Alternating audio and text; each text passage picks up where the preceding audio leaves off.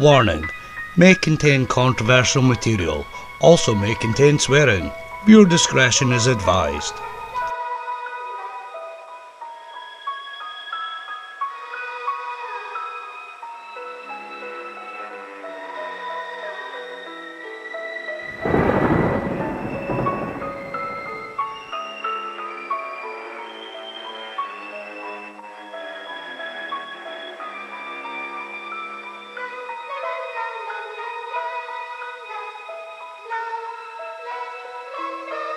In a small sleepy town in the USA sits a house.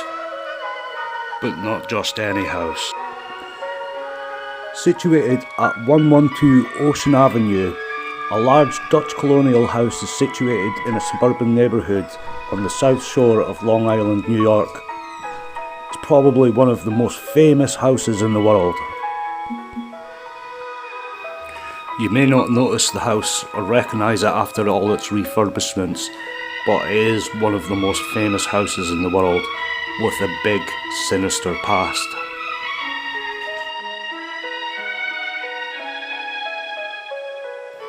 Six members of the DeFeo family were killed in this house, and it sparked one of the biggest horror stories ever.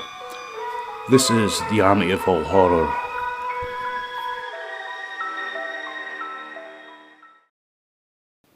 On the 13th of November 1974, Ronald DeFeo Jr. would run up to what would have been Harry's bar. He opened the door and he was screaming, "Come on, help me, somebody shot my mother and father." And everyone ran out of the bar and that was it. They all took off. No, I had to stay, I was tending bar. They all jumped in his car and took off.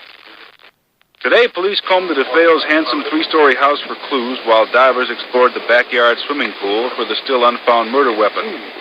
Police have been questioning the son, Ronald, and now say he is being, quote, safeguarded. Investigators say without explanation that they now feel young DeFeo was in the house at the time of the murders, but they're not yet considering him a suspect. And so forth. We have no suspect at this time. We have no indication of the motive at this time. What about Ronald DeFeo, the son, the surviving son? Ronald is being safeguarded by the Suffolk County Police at this time. Why safeguarded? Why? Because there's 6 members of the family dead, and we don't know why, and he's the sole remaining member. Is he also a suspect? He's not a suspect at this time. Few people in the neighborhood knew the family well, but those who did described them as close-knit. Well, I think they were just very sweet, very religious people, very family-minded people. And that's about all I could say. Very good, very generous, just tight. Very close with their children. On Wednesday, November the 13th, 1974, at around 3 a.m, Ronald DeFeo Jr. finished listening to a film called Castle Keep. Then takes his .35 caliber lever action Marlin 366C rifle and he kills his father, his mother, his 2 brothers and 2 sisters, all while they slept in their beds. Some killed in their sleep, and others probably had time to escape. There is one circumstance where we can explain why none of them tried to run, but we'll get to that in a minute. I did find the actual pics of the crime scenes on the internet. I didn't want to post them though because they were quite gruesome and it's not respectful. But I will leave a link below if you want to see them.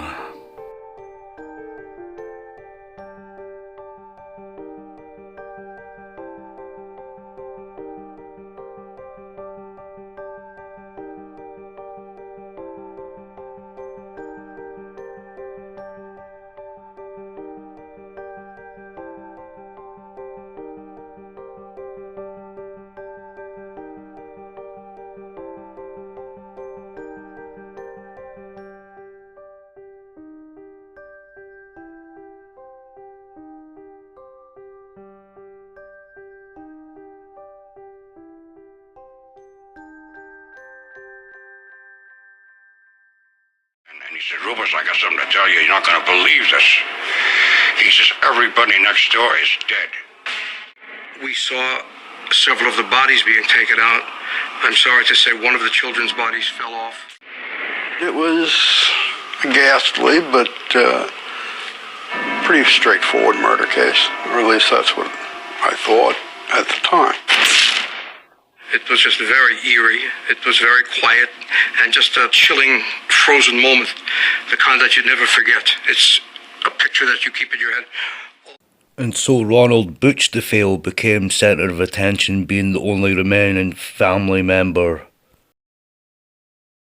George Harrison came, who was chief of detectives over in Suffolk County, and he said, "Can I use your house for a while for our headquarters? Everybody in my neighborhood was scared to death that there's somebody loosened in this town." From the beginning, Butch DeFeo, Ronnie DeFeo Jr., was suspected. He was originally not arrested. He was taken into protective custody. They decided now they're going to take the Ireland's house, which was next door, and turn that into their command post. So they took us all over there. DeFeo, known as Butch, was the eldest son of the family. He was taken to the local police station for his own protection after suggesting to police officers at the scene of the crime that the killings had been carried out by a mob hitman, Louis Fellini. However, an interview at the station soon exposed serious inconsistencies in his version of events. The following day, he confessed to carrying out the killings himself, and Fellini, the alleged hitman, had an alibi proving he was out of the state at the time of the killings. DeFeo told the detectives, "Once I started, I just couldn't stop. It went so fast." He admitted that he had taken a bath and redressed, and detailed where he had discarded crucial evidence such as blood-stained clothes and the Marlin rifle and cartridges before going to work as usual. And after that, Butch tried to say that, Dawn helped him with the killings, or she done all the killings, then handed him the rifle. Police found traces of unburnt gunpowder on Dawn's nightgown, which DeFeo propinates allege proves she discharged a firearm.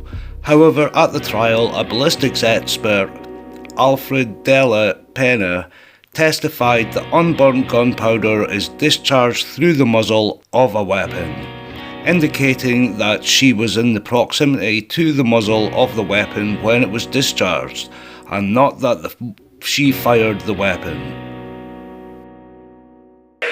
Next thing I know is they had him in my house and they were questioning him. That went on for some time until his grandfather showed up. A police officer heard Ronnie's grandfather tell him, "You'll stop throwing the family name in the mud. I don't want to hear anything more about your sister. Just admit to the murders. It's over." Trial and conviction. DeFeo's trial began on October 14th, 1975. He and his defence lawyer, William Weber, mounted an affirmative defence of insanity, with DeFeo claiming that he had killed his family in self-defence because he heard their voices plotting against him. The insanity plea was supported by the psychiatrist for the defence, Dr. Daniel Swartz. The psychiatrist for the prosecution, Dr. Harold Zolan, maintained that although DeFeo was an abuser of heroin and LSD, he had antisocial personality disorder and was aware of his actions at the time of the crime. On November 21st, 1975, DeFeo was found guilty on 6 counts of second-degree murder. On December 4th, 1975, Judge Thomas Stark sentenced DeFeo to 6 concurrent sentences of 25 years to life. Right now, DeFeo is, at the time of writing this, DeFeo was currently held at Sullivan Correctional Facility in the town of Fallsburg, New York, and all of his appeals and requests to the parole board to date have been denied.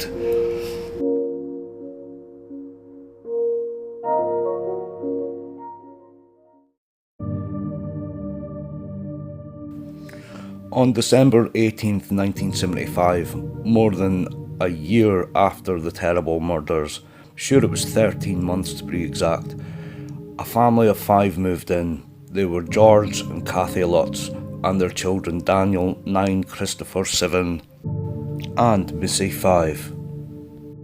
28 days later, the family fled the house, claiming it was haunted. Oh, and the Lutzes moved into the house knowing full well about its past. Some of the experiences of the Lutz family at the house are described in the book as follows. George would wake up around 3:15 every morning and would go and check the boathouse. Later he would learn that this was the estimated time of the DeFeo killings. The house was plagued by swarms of flies despite the winter weather. Kathy had vivid nightmares about the murders and discovered the order in which they occurred and the rooms where they took place. The Lutz children also began sleeping on their stomachs in the same way the dead bodies in the DeFeo murders had been found. Kathy would feel a sensation as if being embraced in a loving manner by an unseen force. George discovered a small hidden room around 4 feet by 5 feet behind the shelving in a basement. The walls were painted red and the room did not appear in the blueprints of the house. It came to be known as the Red Room. This room had profound energy effect on their dog Harry, who refused to go near it and cowered as if sensing something ominous. There were cold spots and odours of perfume and excrement in areas of the house where no wind, drafts or piping would explain the source. While tending to the fire, George and Kathy saw the image of a demon with half his head blown out. It was burned into the soot in the back of the fireplace. The Lutz's 5-year-old daughter Missy developed an imaginary friend named Jody, a demonic pig-like creature with glowing red eyes. In the early morning hours of Christmas Day in 1975, George looked up at the house after checking on the boathouse and saw Jody standing behind Missy at her bedroom window. When he ran up to her room, he found her fast asleep with her small rocking chair slowly rocking back and forth.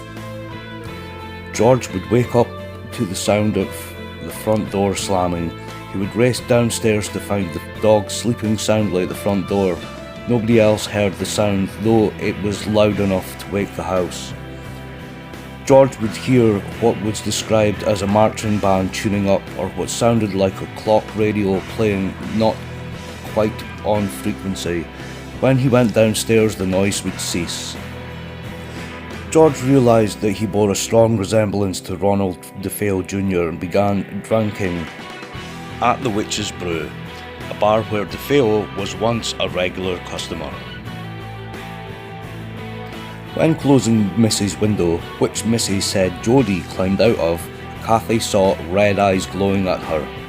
While in bed, Kathy received red welts on her chest caused by an unseen force and was levitated 2 feet in the air.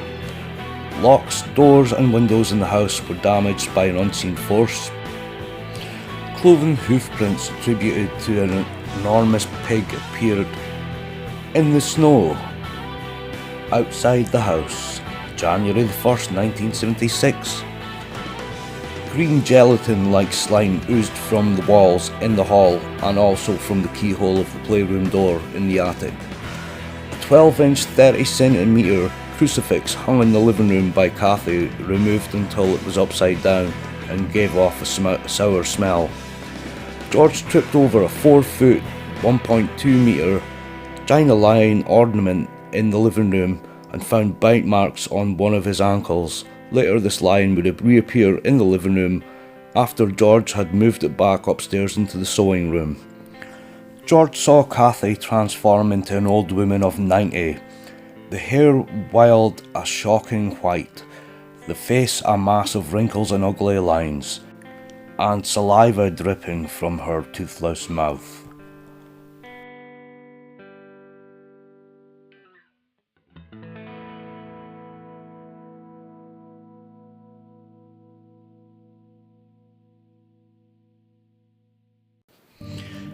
Missy would sing constantly while in her room.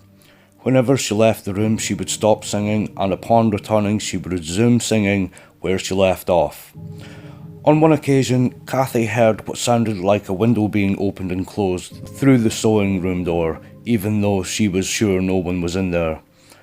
After deciding that something was wrong with their house they could not explain rationally, George and Kathy Lutz carried out a blessing of their own on January the 8th, 1976. George held a silver crucifix while they both recited the Lord's Prayer while in the living room. George alleged heard a chorus of voices asking him, "Will you stop?" By mid-January 1976, after another attempt at the house blessing by George and Kathy, they experienced what would turn out to be their final night in the house.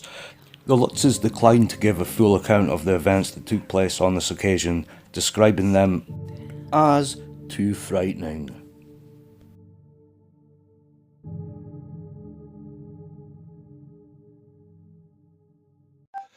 Then in years to come, George would sit down and recount his last night in the house.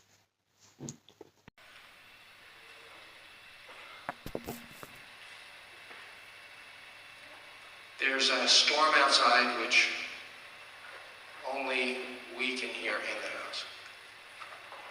And the wind is raging, but the lights stay on, thank God. Never went off, never blinked.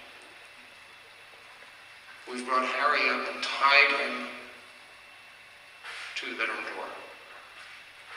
Because he was useless at the front door. You'd hear the front door slam in the middle of the night. It was a very distinct sound. And he'd be asleep right at the front door. So I figured, okay, we'll bring him up upstairs. After the stuff that went on the night before, the screams and all different things, we wanted to have him right there with us. Earlier that day, Kathy had turned into an old woman. She had scratches across her stomach. And during that night, she actually lifted up a little bit off the bed, about 3-4 inches, and started to slide away from me, and I grabbed her before she went off the bed. At one point, I kind of sat up and let out 2 distinct sounds at the same time.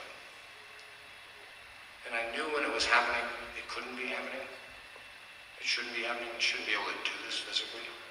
One was what I described as a low moaning wail. It was from deep within inside of me. What I would maybe try to describe as the core of me. Not the conscious person that walks around talking. And at the same time, I was saying the words, "It's in Chris's room, it's in Chris's room." But I couldn't get up off the bed. I could not get out of bed and go up there. Overhead, at one point, the boys' beds you can hear them. They're being lifted up and slammed down on the floor over us. But I still could not get up. And Kathy wouldn't wake up. Harry is walking in circles, puking, laying down, walking in circles, puking. And there's no getting up to help him.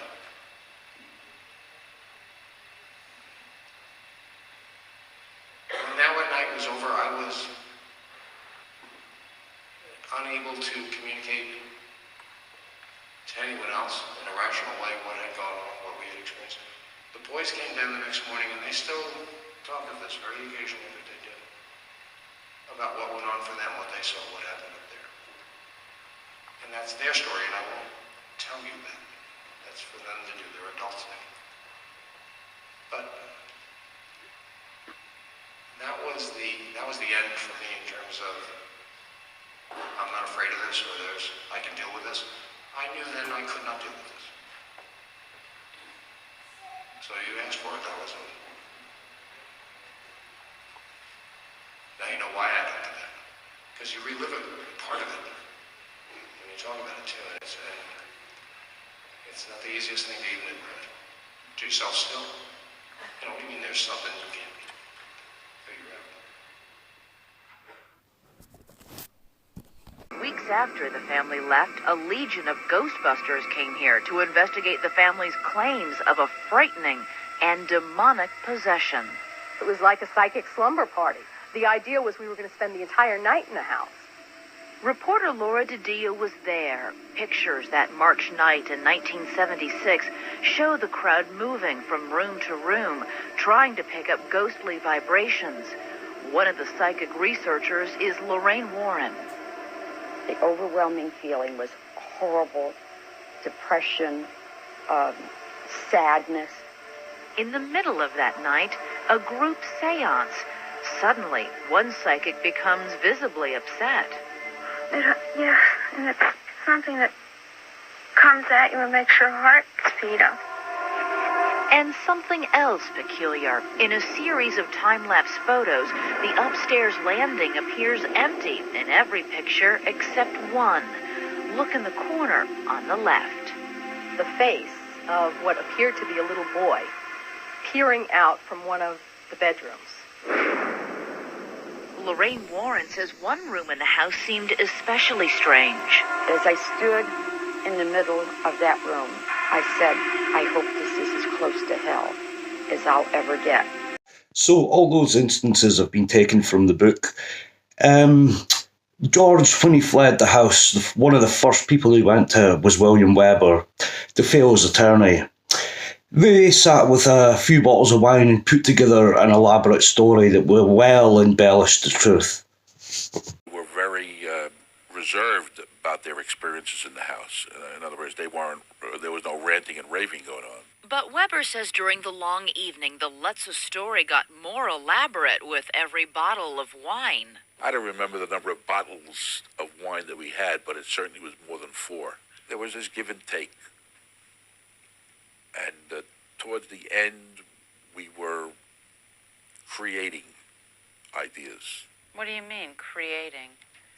Creating. In other words, if you were talking about the green slime, well, why couldn't it have come from a demonic source? But did he tell you he was making this up, or did he tell you that we also saw green slime? He never told me he saw green slime. So bottom line, do you believe the Lutzer story about what happened in those 28 days? Absolutely not. Why not?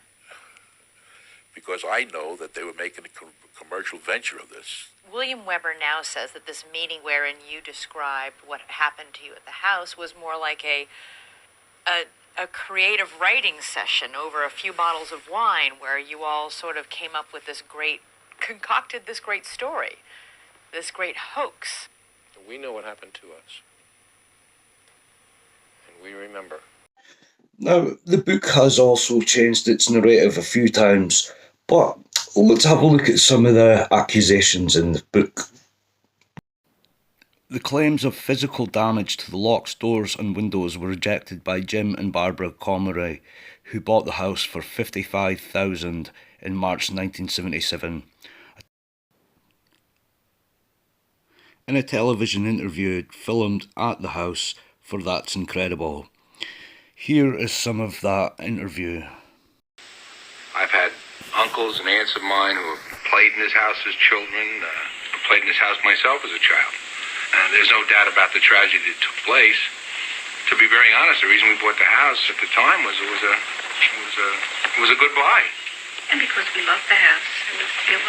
It is a beautiful house. And we really felt that once we moved in, we changed the number, we repainted it, and we made it a beautiful part of the community again. We really thought everything would just go away. We never dreamt what would take place here. The fame of the Amityville house brought the gawkers, the tourists, and the traffic jammers. It was such a pleasant scene inside here. And outside, it was so insane. It was right after the book had come out. People all fighting to have their picture taken in front of the house. And here we were trying to have a lovely, quiet Sunday afternoon together. And this insanity was out there. When they came, they literally, on Christmas Eve, attacked the house. And 3 cars. 1 car drove all over the front lawn. Another one watched for the police. And the other group, all men, about 20 to 25, I guess, the other groups just stood out on the front porch and urinated all over it on Christmas Eve. The normally law-abiding community faced new police problems. Amityville Police Sergeant Pat Camarada. One occasion, after the Lutzes moved out, a man came to the house in a van with 6 goats, and he wanted the goats to eat the grass to chase the evil spirits away, so we have a lot of cuckoos. One of the police officers saw 2 young couples outside of the building. One of the girls was in hysterics, more or less. The policeman figured maybe he could help her, and he asked her what the trouble was. She told him she had vibrations, and she was all upset because of the house. And, he told her, you should not buy the house, you buy the yacht club, and she turned it off just like that. As a result of the story of Lutz's 28-day stay, this small piece of Long Island real estate gained an international reputation. The Amityville Horror told the Lutz's story, and in a way created a legend. There are some people, particularly the Cromarties, who are highly skeptical of the incident. For example, it's written, quote, January 13th. Amityville was hit by another storm of hurricane strength. Sleet was pelting all of Long Island. It's a very simple thing to write to the National Weather Bureau down in Washington and ask for the weather on the dates that coincide with the book. And they will see for themselves that none of the weather coincides. Not one day, not one snowflake, not one raindrop. Quote, December 29th. Father Mancuso could no longer ignore the red splotches in the palms of his hands, nor the excruciating pain he felt when he touched the sore spots. As far as the priest goes, he testified in federal court in Brooklyn in October, I think it was, that he had only come to this house once to bless it. As far as the rest of the book goes, none of it was true. He did not have any of the afflictions on his hands and the sores and the stench and anything that was mentioned either in the book or in the movie. None of that was true, and this is under oath in federal court. The transcript of the trial does not reflect the denial by the priest. In fact, no specific mention is made of sores and afflictions that he suffered, either pro or con. Film audiences were led to believe that a window shattered. This is the window. You can see that it's exactly the same as it has been for the last 51 years. The house was built in 1928. There's all the old paint, the old putty. Nothing's been disturbed. Perfectly innocent windows. This is the original banister. In the book, it was supposed to have been torn out of its hinges and completely demolished or something. As you can see, it is the original banister. It's been here, like everything else, 50 years, and it's still in perfect condition. Quote, January 2nd. Holding his nose, George forced open the paneling and shone his flashlight around the red-painted walls. The stench of human excrement was heavy in the... Also in That's Incredible, they featured the Red Room, which was a small closet in the basement and would have been known to the previous owners of the house, the Lutzes, because it was not concealed in any way. The claim made in Chapter 11 of the book that the house was built on a site where the local Chinook Indians had once abandoned the mentally ill and the dying was rejected by the local Native American leaders. My name is Patty Camarado. I was friends with Allison DeFeo, the girl who was murdered with the rest of her family here in 1974. This I'm going to show you is the mysterious red room that's so noted for in the book. This door, which they say was never here, was here, is here, always will be here, I suppose. This is the red room. Nothing more than a storage area where Allison and her brothers and I used to keep toys. Just red, you know? There's never any feeling of spirit presence or ghosts or any sort of thing like that. It's just a play area. Used to keep toys. Nothing more than that. The claim of cloven hoof prints in the snow on January 1976 was rejected by other researchers because weather records showed that there had been no snow in Amityville on that date. Neighbours reported nothing unusual during that time that the Lutzes were living there. Police officers are depicted visiting the house in the book in 1979 film, but records show that the Lutzes did not call the police during the period that they were living on Ocean Avenue. There was no bar in Amityville called the Witch's Brew at the time Ronald DeFeo Jr. was a regular customer at Harry's Bar, a short distance from 112 Ocean Avenue. Critics including Stephen Kaplan have pointed out that changes were made in the book as it was reprinted in different editions. In the original hardcover edition, Father Picato's car is an old tan Ford, and he experiences an incident in which the hood flies up against the windshield while he is driving it. In later editions, the car is described as a Chevy Vega before reverting back to the Ford.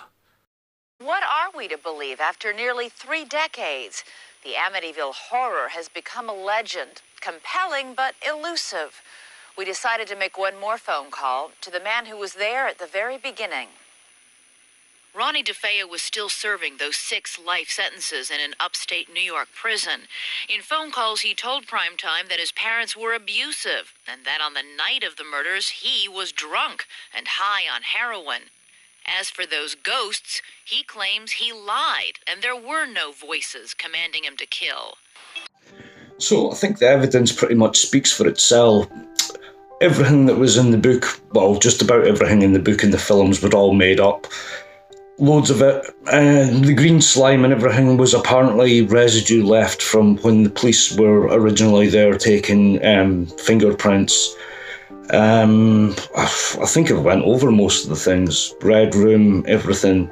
I mean, there was a terrible tragedy in that house. Ronald did kill his family, but it was to get life insurance. I mean, it was one of the first things he asked for when he was arrested, was how to claim the life insurance. The family that moved in, Lutzes after, they knew exactly what they were getting into. I mean, when they fled the house, the first thing George did was get in contact with William Weber, start making up this elaborate story. Give him, it was a really good story and it's certainly held the ages. I mean, still quite spooky nowadays, well, the original anyway, I think. Maybe it's just because I was little at the time when I seen it, but I do not think the house is haunted. If I ever become rich and famous, I'll buy the house and I'll live there. Even put the windows back to normal. Should be fun at Halloween. Maybe even put in some, smart technology. Now, that sounds like a really good idea for a horror movie. Jason Blum? Anyway, if you like my videos, like and subscribe, and I'll see you next time.